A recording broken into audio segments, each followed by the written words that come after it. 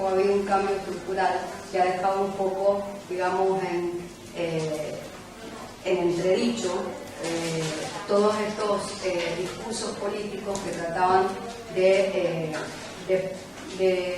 resistir a este tipo de perspectivas. Una parte son las perspectivas de los investigadores y otra cuestión es negar que, yo creo que Verena va a hacer hincapié en la parte de la historia, es negar que históricamente existen los procesos sociales de transnacionalismo. En este marco intentamos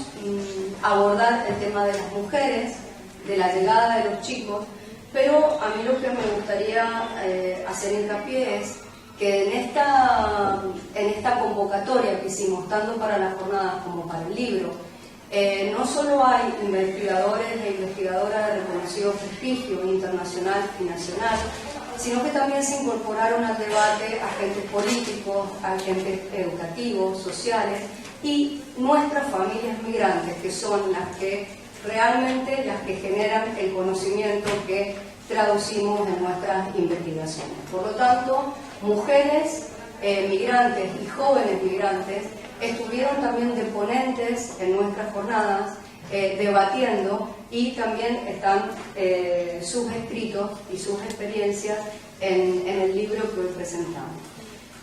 El eje temático lo abre Peggy Levitt, que es una de las pioneras en el enfoque transnacional familiar en Estados Unidos, y que nos acerca a un artículo de los desafíos de la vida transnacional, así se llama, y habla de cómo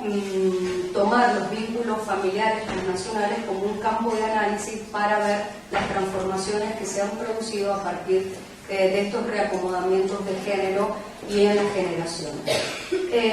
Creo que nos hace un llamado de atención muy interesante, sobre todo en el contexto español y en el contexto catalán, que es que los trabajos producidos en Estados Unidos sobre hijos e hijas de inmigrantes son trabajos que se quedan solamente en la unidad de análisis territorial del Estado. Y yo no sé si ustedes saben que Peggy Levitt, junto con Nina Gipschiller, etcétera, todas mujeres, sobre todo pioneras en el enfoque del transnacionalismo, son las que más han enfatizado en las maneras de crear miradas, lentes analíticos y metodologías para romper con ese nacionalismo metodológico.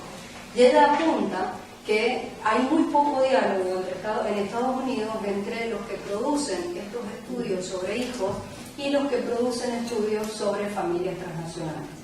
Yo creo que eso también puede ser un llamado de atención, y de hecho es algo que quisimos romper en estas jornadas y en el libro, y era convocar en un diálogo a aquellos que estaban trabajando con la inserción educativa de los hijos de inmigrantes y quienes trabajamos desde una perspectiva etnográfica entre origen y destino, también con los sectores educativos, sanitarios y políticos que se quedan a cargo del hecho migratorio en origen. Por lo tanto, este artículo, que sirve de marco para discutir estas perspectivas, luego el libro se articula en 5 partes. Empezamos con las mujeres migrantes como encabezando este proceso, sus trayectorias, sus estrategias, sus representaciones, y el libro en este apartado lo abren Laura Oso y Dolores Juliano, que la mayoría de ustedes saben que son no solo dos expertas en el tema de la migración femenina, sino también pioneras aquí en el contexto español y en el contexto catalán sobre los estudios de las estrategias de las mujeres migrantes. Laura Oso habla sobre la invisibilización de las mujeres y cómo a partir de esa invisibilización dentro del sector doméstico luego pueden llegar por diferentes estrategias a generar autoempleo. Dolores Juliano, con su contribución Sacando Adelante Hijos e Hijas, Migración y Trabajo Sexual, nos habla de cómo mujeres jóvenes migrantes optan por el trabajo sexual como una estrategia y cómo su rol de madres es puesto bajo sospecha, ¿no? Y es hipervisibilizado en la sociedad delegada. Cierra esta parte un grupo de investigadores jóvenes de contexto madrileño, encabezado por Vanessa Saiz, que analiza el uso que hacen las mujeres del espacio público y su visibilización a través de los medios de comunicación, ¿no? Y llegan a la conclusión que la opinión pública que se intenta formar es que aparecen como sujetos racializados, generizados, y donde es patente su hipersexualización y su maternalización, ¿no? Como únicos roles, digamos, reconocidos. La segunda parte del libro centra su atención en esto que hablaba al comienzo de la exposición, que son las familias migrantes y estas nuevas formas de organización familiar. Hasta hace muy poco tiempo, quienes estudiaban políticas migratorias iban por un lado, y quienes nos centrábamos más en el tema de familias, niños y jóvenes, íbamos por otro lado. El GIM, nuestro grupo, tiene como objetivo intentar vincular estos dos aspectos, y nuestro primer intento fue este encuentro y este libro, que ahora se ha concretado en un proyecto de I+D que llevamos dentro del área de inmigración del CINE, que es ver cómo este transnacionalismo está consolidado a partir de la incidencia que las restricciones jurídicas tienen en la gestión de la vida de las familias migrantes y qué estrategias están desplegando estas familias para moverse en estos contextos. Entonces, en esta parte escriben Iñaki García, escribe Sandra Gil Araujo, Sonia Pareda y Leonardo Calvacanti del grupo GEDIME de la Autónoma, y hablan de todas las estrategias que despliegan estas familias a partir de estos obstáculos y las nuevas, como le llama Iñaki García, configuraciones familiares que se dan a partir de estos procesos. Por un lado, el libro enfatiza en la invisibilización de las mujeres migrantes, por otro, enfatiza en la hipervisibilización que se hace de las mujeres migrantes como aquellas que, por encabezar la migración, se las considera como las causantes de la desintegración familiar, como el abandono de los hijos, etc. Estos discursos sociales, políticos, educativos y amplificados por los medios de comunicación han repercutido mucho a partir de la llegada de los hijos, a partir de los procesos de reagrupación familiar. Por lo tanto, aquí es la parte en donde ya aparecen, una segunda parte donde aparecen los hijos